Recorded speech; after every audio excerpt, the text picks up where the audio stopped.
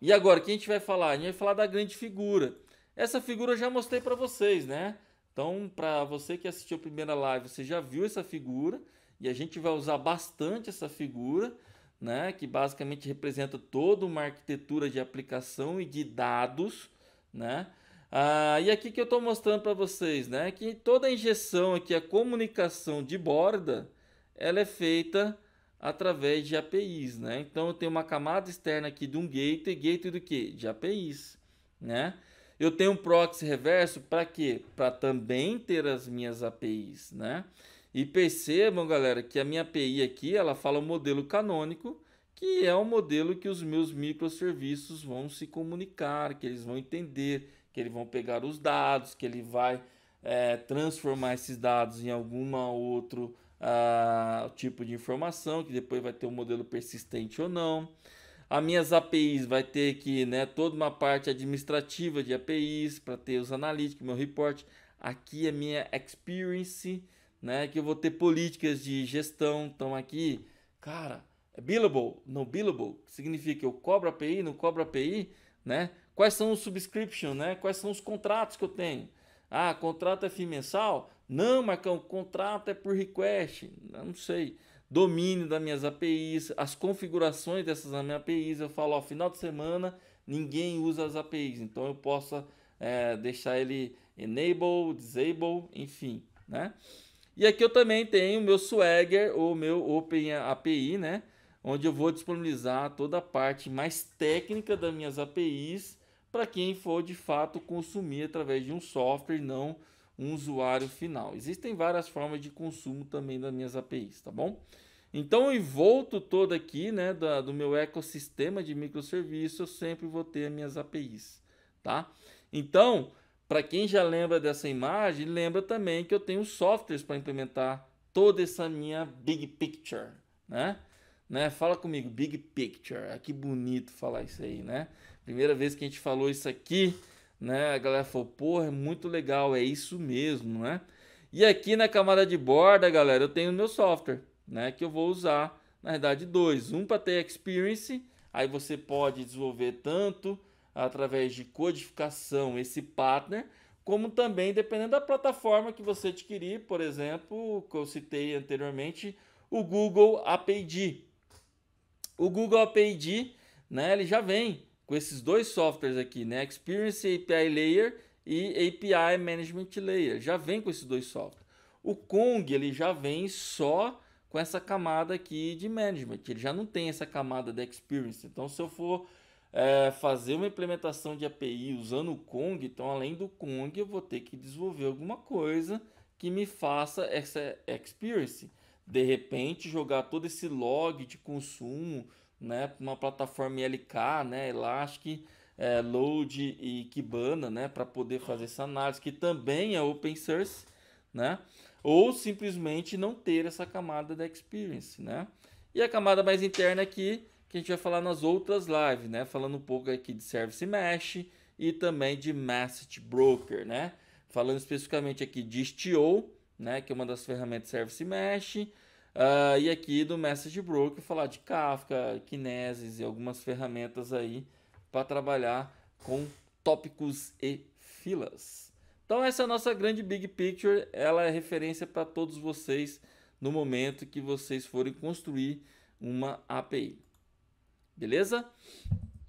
Tudo bem até aqui, galera? Manda aí seus questionários, suas dúvidas, tudo tranquilo para todo mundo. Vocês estão entendendo? Façam seus questionamentos, tá?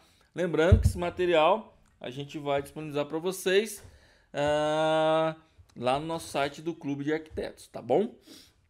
E também você, né, que não conseguiu assistir essa live online, depois você pode mandar lá no Via Clube o seu questionamento que a gente vai estar respondendo também. Aqui eu mostro para vocês as camadas, né, que eu tenho que acabar desenvolvendo, né, para expor minha API. Então eu tenho aqui a camada mais externa perante a minha empresa. Então eu tenho empresa, eu quero externalizar a minha API. Então eu tenho que externalizar aqui um consumo externo.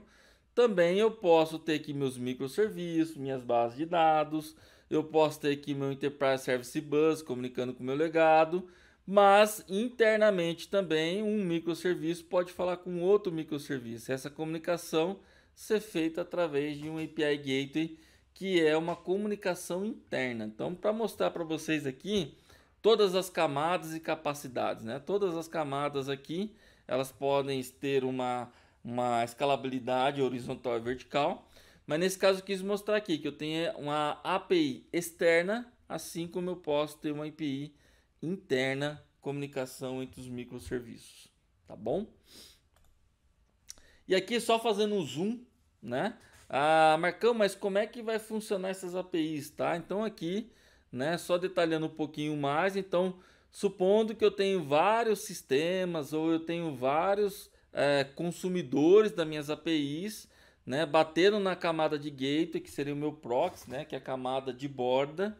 E aí, antes mesmo de chegar para os meus microserviços, eu posso ter toda uma implementação aqui, né, para capturar logs, para trabalhar com uma versão de um microserviço. Então, normalmente na sua API ela vai ter uma versão e possivelmente eu tenho um microserviço também versionado para atender somente aquela API, tá? Então, só para vocês terem uma ideia, eu tenho aqui para cada request de uma API, né, no HTTP, eu vou ter um microserviço específico que vai ser desenvolvido, que pode ter aqui um repositório para entender e armazenar dados daquela API, que ela pode ser rastreada. Então, existe toda uma implementação aqui, né, nesse item que eu estou destacando aqui em vermelho, que possivelmente você nem fazia ideia que existia. Você, de repente, pensou, bateu na API e bate aqui no meu microserviço. Não, de repente eu tenho toda uma codificação aqui que eu preciso fazer. E eu digo para vocês, 99% das situações você vai ter que desenvolver essa lógica do sua API, tá? Essa lógica aqui, dependendo da ferramenta, você pode chamar de micro gateway. Também às vezes é chamado também não de micro gateway, mas também de você ter a sua implementação ali de lógica de APIs, né? Então você pode ter vários nomes aqui, né? Você também pode ter aqui, muitos chamam de policies, né? São as políticas que você está implementando. A API usa esse conceito de policy, né? Para você desenhar todo um workflow ali de tratamento, seja no request ou seja no momento de response, tá? Teremos essa live aí com hands-on falando um pouquinho dessa etapa. Então, vale a pena aqui porque a gente chama de orquestrador, né? Então o request ele veio, eu tenho todo um orquestrador que vai executar todas as etapas primeiro de API para depois chamar o seu microserviço, tá? Então existe essa tratativa para você aí que não conhece esse mundo das APIs. Legal? E aqui os principais componentes, né, que eu tenho quando eu contrato ou quando eu tenho que desenvolver uma API, né? A própria plataforma, né, que você contrata de API, ele já vem com esses componentes, né? Que é o gateway, o API gateway, né?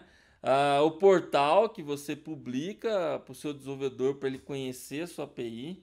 Então, um portal do Swagger, né? Então, se você entrar aí, né, digitar aí no Google Swagger, né? Swagger. Você digitou Swagger, já vai aparecer a API. Ou se você digitar Open API, também vai aparecer o site para você o quê? Desenvolver a sua API já usando o modelo SaaS, né? Você tem uma rede de Service Mesh, né? Uma rede aqui de microserviço. Nós vamos falar aqui, né, no clube de Istio, de outros também bem conhecidos aí.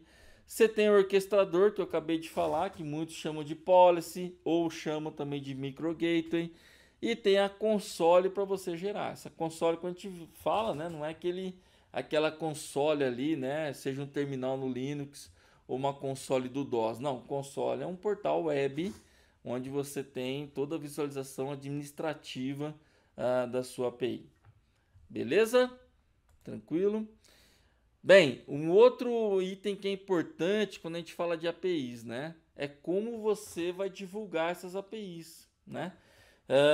Você já deve estar acostumado, estar participando de alguma squad que tem todo um pipeline, né? Para você construir o seu microserviço, construir suas APIs, também como você vai publicar essas APIs, como é que você vai testar essas APIs, né?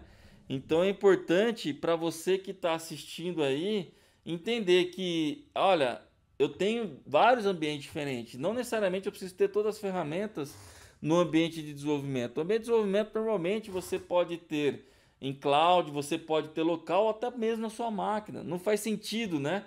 Você ter um software de gestão de APIs e um software de gateway de API instalado na sua máquina. Eu sou um dev. Basicamente eu estou subindo ali uma maquininha que para testar algo muito simples. Quando vai para uma máquina que eu vou fazer teste integrado, de repente sim, vai ter meu API Gateway, vai ter meu API Management. Quando vai para um ambiente de teste do usuário final, o AT, também. Quando vai para a produção, aí sim, né? Então eu só mostrei aqui, né, as possibilidades que existem. Todas essas ferramentas aqui, elas são open source, né?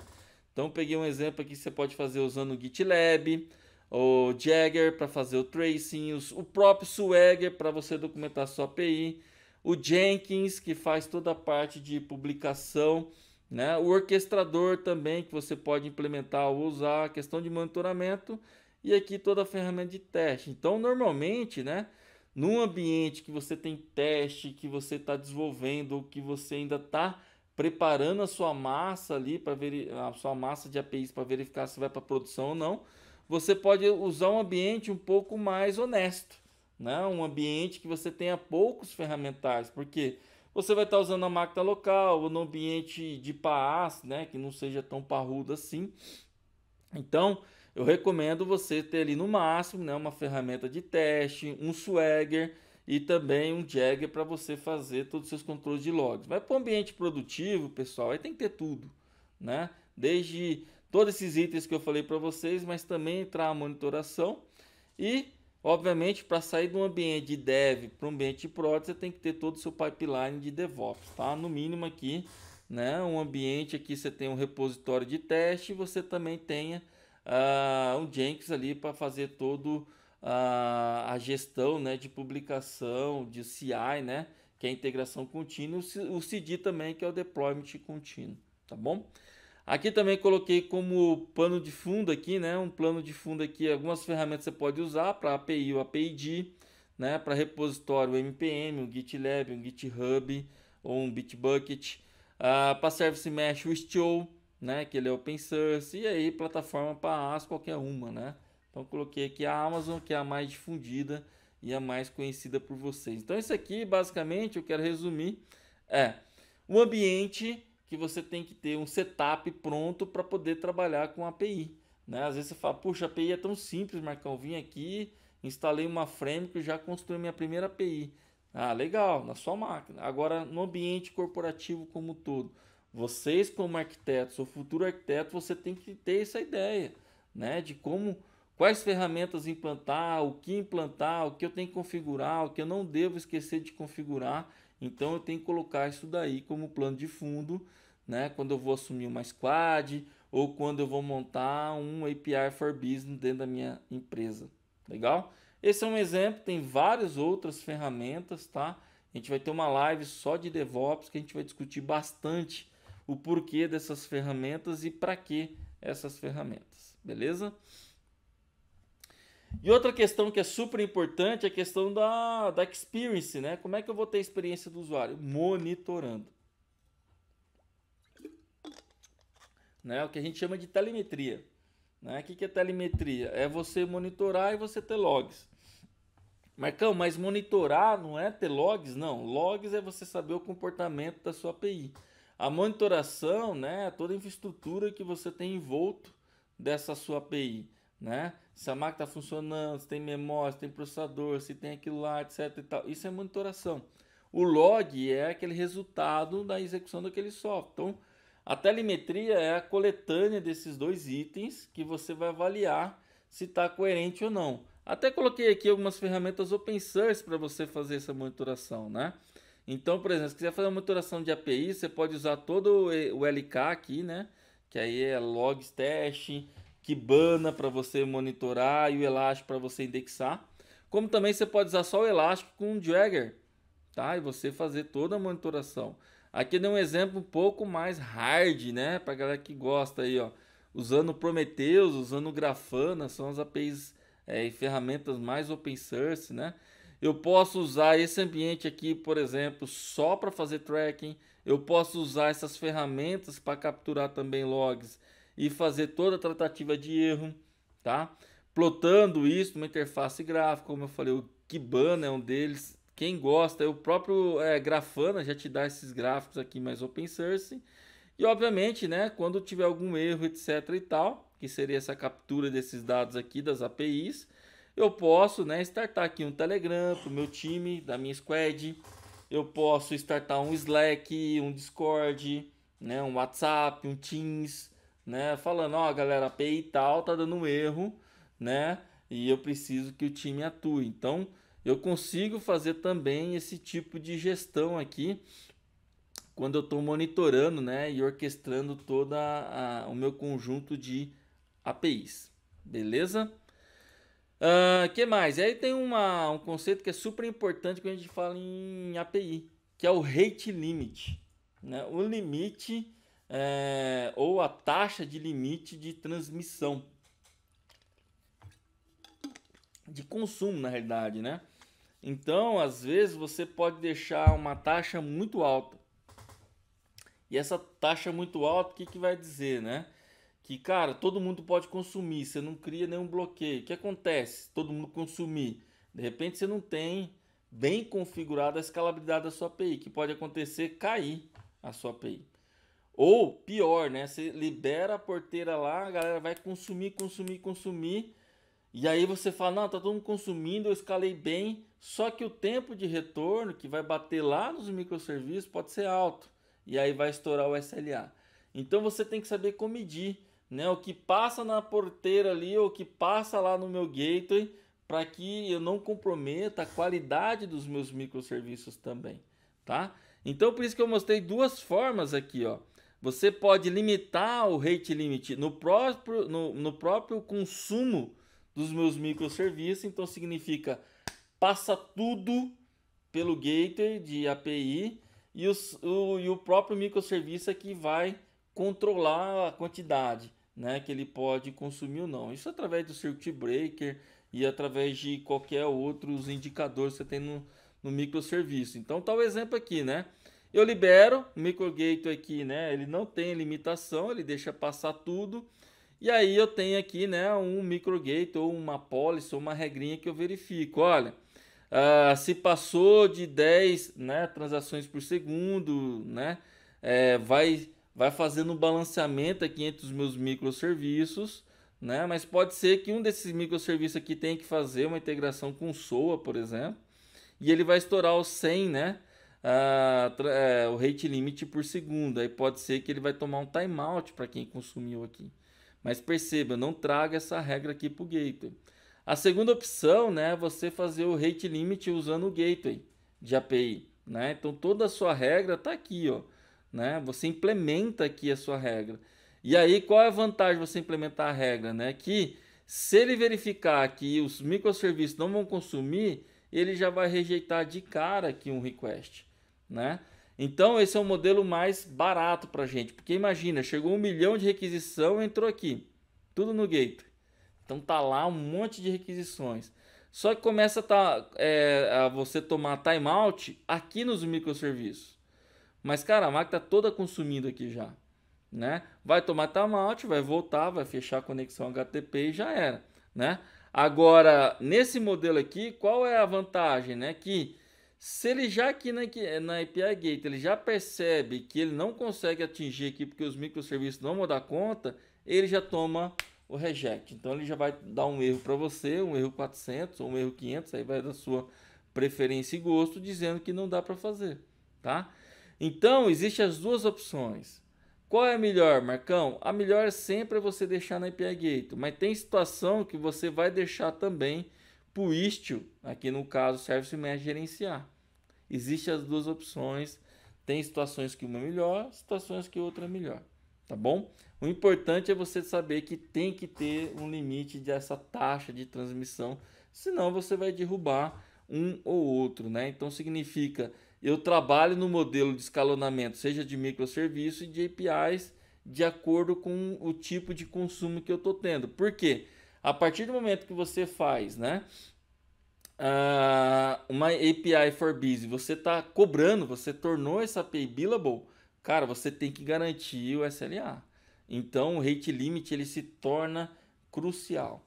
E às vezes, né, se você estiver usando uma API Gator que ela é SaaS, você pode comprometer a empresa toda a não ter a disponibilização de APIs. Por quê? Porque uma das APIs engargalou todo o seu API Gateway que as outras nem conseguem executar. Isso é muito comum, né? Você fala, puxa, uma API só, né, que ela é ofensora, está tendo 10 milhões de requisições nela, e ela comprometeu a empresa toda em relação às outras APIs. Por quê? O rate limit não foi configurado. Então você pode fazer rate limit por API. Falar, se essa API ela é tão ofensora assim, com 100 milhões de requisições, cara, bota um rate limit específico para aquela. Não compromete as outras. Então isso é muito legal você fazer, e você não faz isso em cima da codificação e da implementação da API. Você faz nas ferramentas ou de API Gateway ou de API Management, gestão de APIs, tá bom?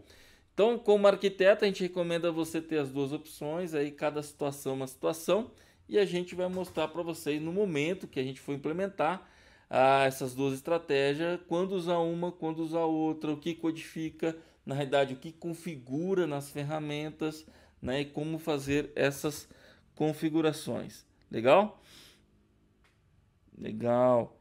Bacana, Albert. Obrigado aí pela presença. O Albert já falou, cara, isso aqui, né, Albert? Você tem. O Albert, para quem não conhece, é professor da FIAP, super especialista, já trabalhou em grandes, trabalha em grandes empresas aí. Cara, sabe o quanto é dolorido, né, quando a gente fala nessa questão aí de API. Seja bem-vindo aí, Albert. Legal? Então esse é o conceito do rate limit, é importante, né? A gente saber que nós como arquitetos temos que ter essa gestão.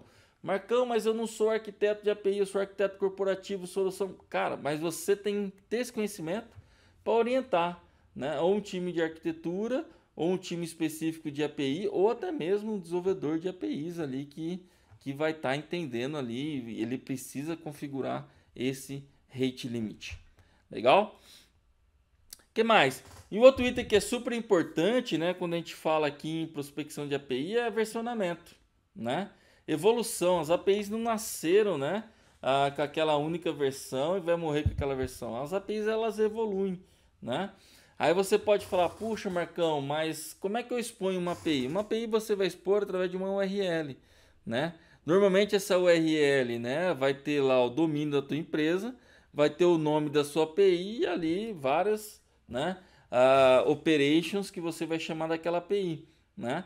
E aí você fala, pô, Marcão, mas tá todo mundo consumindo a minha API. Como é que eu faço para trocar de versão? Então vai ter aqui sempre no domínio também o número da versão. Perceba aqui, né, nesse namespace aqui, né? Então tem aqui meu domínio, minha API, aqui vai estar o V, né? V1, V2, V3, V4, V5, V6, V7. E esse V ele já está no padrão da OpenAPI como as melhores práticas, né? Versionar as APIs. É importante versionar as APIs para fazer com que quem está consumindo a V1, né, não pare de consumir porque você fez uma mudança, né? Você pode fazer, ó, você que contratou a API na versão 1, você continua. Você contratou a API na versão 2, você também continua. E assim segue a vida. E depois você pode fazer todo o modelo de deprecation, né? O que é deprecation? De deixar de usar uma versão e somente começar a usar uma versão maior. Mas você lembre, né? As pessoas, tem formas de você detonar, né? Ali na sua API Swagger, escrever ali, né, que aquela API ela é deprecated. E a partir do momento que as pessoas começam a consumir, sobe lá um alertazinho e fala, olha, não tem problema você continuar consumindo a versão 1, mas a partir de tal momento a versão 1 ela vai deixar de existir e você vai começar a consumir a versão 2, tá bom? Então a questão de versionamento é super importante, né? E é importante também você ter um planning, né? Aqui tem nessa imagem, né, quando você trabalha com API Gateway, você monta todo esse planning, né? O que é esse planning? Esse planejamento de qual API, qual versão que tá, quem está consumindo aquela versão, quantos requests naquela versão, a versão 2, quando vai ser lançada, a versão 3 está sendo prospectada, está sendo desenvolvida. Então você consegue montar e você não precisa necessariamente, né, ter uma ferramenta, né, de ALM, né, de gestão de ciclo de desenvolvimento de software, como o Gira da vida, né, ou qualquer outra ferramenta semelhante. Você pode fazer direto na API Management todo esse ciclo de vida e gestão de APIs. Legal? Então eu gosto bastante, é muito importante que vocês saibam dessa versionamento. Às vezes vocês já sabem, estou chovendo molhado. E aqui até mostra um gráfico, né? Que dependendo da ferramenta, você vê o consumo, né? De qual versão está sendo mais consumido, qual está sendo menos consumida e assim por diante.